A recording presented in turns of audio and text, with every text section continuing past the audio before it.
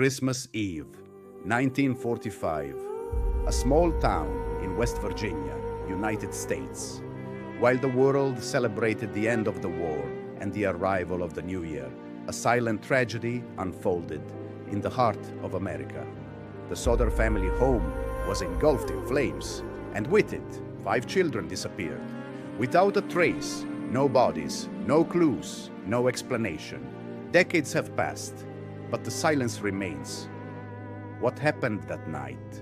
Was it an accident, a crime, an orchestrated kidnapping? You are about to discover one of the most disturbing and mysterious stories in the United States. Prepare to dive into the abyss of the unknown. On Christmas Eve of 1945, a fire completely consumed the Sodder family home in the peaceful town of Fayetteville, West Virginia, USA. When the sun rose the next day, 5 of the 10 Sodder children had disappeared. What seemed like a common tragedy would soon turn into one of the most disturbing mysteries in American history. Where were the bodies? Why did strange clues begin to emerge? And most importantly, were the children really dead? The Sodder family was well known in the local community. George Sodder, an Italian immigrant, had built a successful trucking business. He was respected, although he held strong political opinions and was openly against Mussolini's regime, which caused him disagreements. Jane, his wife, took care of the house and their 10 children. The family was seen as close-knit, hard-working, and relatively prosperous. On Christmas Eve, 1945, 9 of the 10 children were home.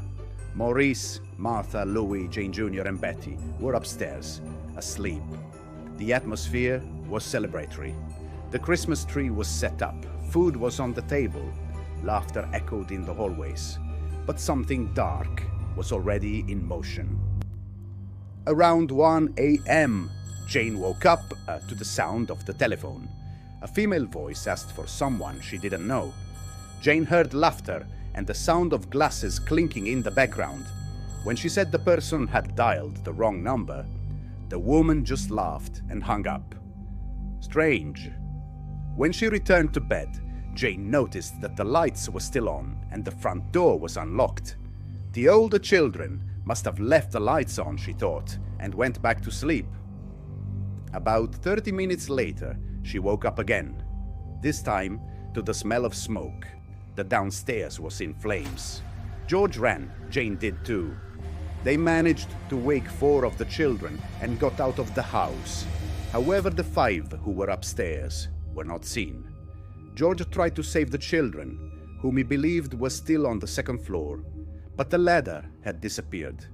The family's truck, which he would have used to climb onto the roof, inexplicably wouldn't start.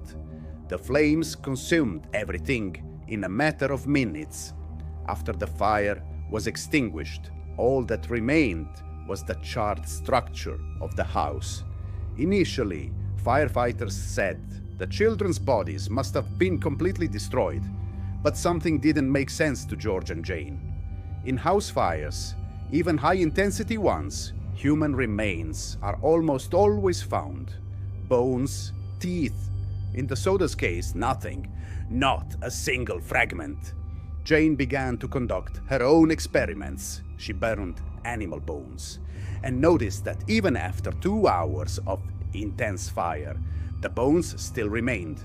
George even buried the debris without finding any evidence of the children.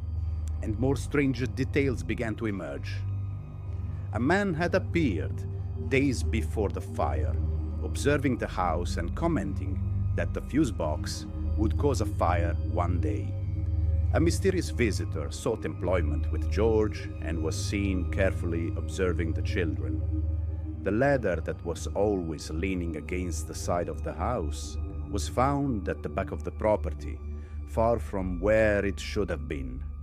A neighbor reported seeing fireballs thrown onto the roof on the night of the fire. Soon after the fire, strange reports began to surface. A bus driver claimed to have seen people throwing something ablaze onto the house. Another woman who was observing the fire from the road, stated she saw people in a car, stopping nearby and then speeding off. A waitress in Charleston, a nearby town, claimed she saw 5 children, accompanied by 2 Italian-looking adults in a restaurant. The children seemed uncomfortable and the adults tense. Years later, Jenny received an anonymous photo of a young man with the inscription on the back, "Louis Sodder, I love my brother Frankie." The family believed this could be one of their missing children. George and Jenny Sodder didn't just bury a house in that fire, they buried any notion of normality.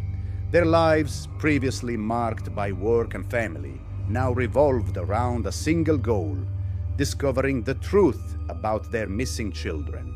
The couple refused to accept the official explanation.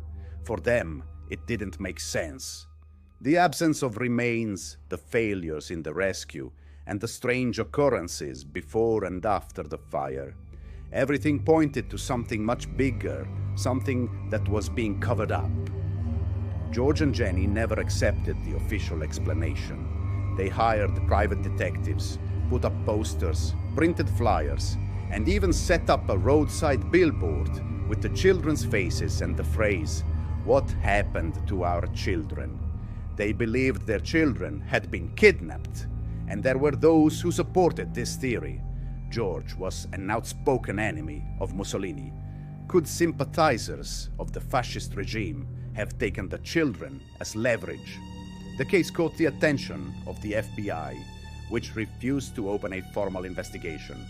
Local authorities also closed the case as a common fire. Many residents said George knew something he couldn't reveal. Others thought the story was just a way of coping with grief. But no explanation seemed satisfactory in the face of so many inconsistencies. Over the decades, many theories emerged. The children were kidnapped for child trafficking. They were taken by members of the Italian mafia, or everything was covered up by corrupt authorities. Some believe the surviving children knew more than they let on. Others think the parents themselves hid something terrible.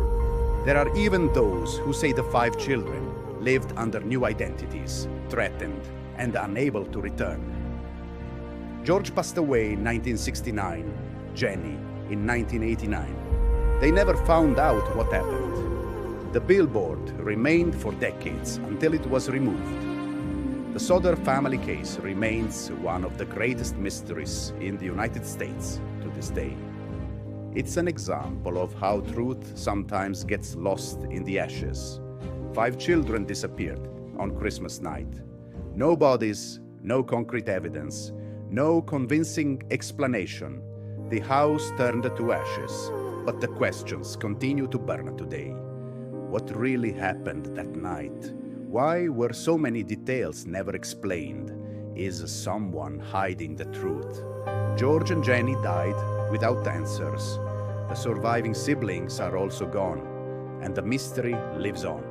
Perhaps the truth is buried in silence, in some forgotten corner of the past. Or maybe it's still out there, watching, waiting for the right moment to be revealed. What do you think happened to the Sodder family children? Were they taken, hidden, or was it all a big conspiracy? Leave your theory in the comments. We want to know your opinion. If you like real, mysterious, and disturbing stories like this, subscribe to the channel, turn on notifications, and leave a like so more people can learn about this mystery that still echoes in the silence of the night. See you in the next case.